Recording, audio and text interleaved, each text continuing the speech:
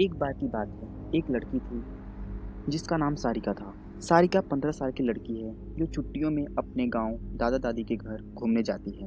सारिका जब अपने दादी के घर पहुंचती है तो उसके दादा दादी अपनी पोती से मिलकर बहुत खुश होते हैं, पर यह बात किसी को नहीं पता थी कि जल्दी ही इनकी खुशी इस ग्रहण पर लगने वाली है। सारिका का कुछ दिन तो उसके गांव में बहुत अच्छे से बीता। फिर एक दिन सारिका अपने सहेलियों के साथ गांव के बगीचे में खेल रही थी। सारिका खेलते खेलते आम के पेड़ को देखती है। उसके बाद वो अपने सहेलियों से कहती है, चलो ना आम तोड़ते हैं। सारिका ढेले से आम को तोड़ने की कोशिश करती है और उसका ढेला आम पर भी लग जाता है, जिससे आम नीचे गिर जाता है। आम गिरते हुए थोड़ी देर में मिट्टी में दबे एक पोटली के पास चला जाता है। पर सारिका जब आम लेने पहुंचती है तो उस पोटली को थोड़ा हिस्सा उसे दिखाई देता है। वो सोचती है, क्या है ये सोचकर वो पोटली बाहर निकाल लेती है। उस पोटली को खोलकर देखती है तो उसे कंगन मिलते हैं जो बहुत पुराने दिख रहे थे। सारिका को पता भी नहीं था कि यह कंगन उसकी जिंदगी का सबसे भयानक हिस्सा बनने वाला है।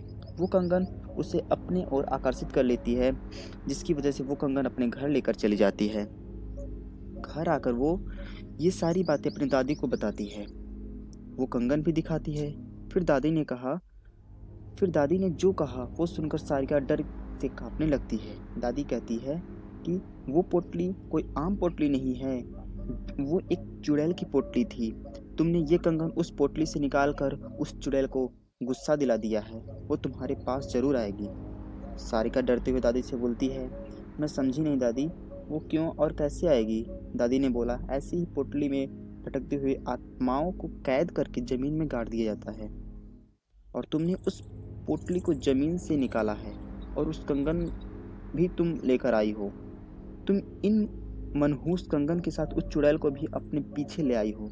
ऐसी भटकती हुई गुस्सैल चुड़ैल को अपना बदला लेती है। वो चुड़ैल भी हमसे अपना बदला लेने जरूर आएगी। सारिका इस बात से डरती तो है, पर उसे ज़्यादा यकीन नहीं होता। वो जाकर अपने कमरे में सो जाती है। उस रात को करीब 1 बजे उसके कमरे की लाइट जलने बुझने लगती है। सारिका की नींद खुलती है तो वो देखती है लाइट नहीं है। वो अपने बिस्तर के बगल रखे टेबल पर पानी पीने के लिए मुड़ती है। तभी वो देखती है कि टेबल के पीछे कोने में कोई औरत बैठी है, जिसकी आंखें एकदम लाल हैं और एकटक उसे देखे जा रही हैं। सारिका चिल्लाते हुए अपने दादी के पास जाती है, पर दादी के कमरे में दादी उसको नजर नहीं आती। वो बरामदे में जाती है। दादी उसको जमीन पर गिरी मिलती हैं। सारिका अपने दादी को खोजने जाती है, पर उसके दादा उसे कहीं नजर नहीं आते। जब वो पूरे घर में अंधेरे में खुद को अकेला पाती है तो डर के मारे बेहोश हो जाती है। सुबह उसको नींद खुलती है तो उसे अपने दादा दादी दिखते हैं। वो अपने दादी को सारी कहानी बीती रात की बात बताती है। दादी बोलती है, हम दोनों अपने कमरे में ही थे। दादी सब समझ गई। उन्होंने बोला, ये सब उस चुड़ैल का किया है। वो कंगन उस पोटली में वापस रखना है, वरना वो यहाँ से नहीं जाएगी। सारिका बोलती है, चलो ना दादी, अभी कंगन रखाते हैं। दादी बोलती है, नहीं, उस चुड़ैल से पीछा छुड़ाना है तुम्हें अकेले ही, वो भी रात में जाकर। उस कंगन को वहाँ रखना होगा क्योंकि वो तुम्हारे पीछे है। सारिका हिम्मत करके कहती है, ठीक है, मैं जाऊँगी। दादी ने बोला, ये सब वो चुड़ैल इतनी आसानी से नहीं करने देगी। इसीलिए दादी ने उसे रात में जाने से पहले एक मंत्रों से युक्त ताबीज उसके हाथ पर बांध दी। अब सारिका रात होने के बाद अकेले बगीचे की तरफ निकलती है। थोड़ी देर बाद उसे किसी के रोने की आवाज़ सुनाई देती है, पर दादी ने कहा था, वो चुड़ैल तुम्हें अपनी तरह आकर्षित करेगी। तुम उसकी तरफ ध्यान मत देना, वरना वो तुम्हें अपने कब्जे में कर लेगी। एक बार उसने तुम्हें अपने कब्जे में कर लिया तो कोई कुछ नहीं कर पाएगा, वो तुम्हें मार भी सकती है। सारिका इस बात का ध्यान रखते हुए ईयरफोन लगा लेती है और गाना सुनने लगती है।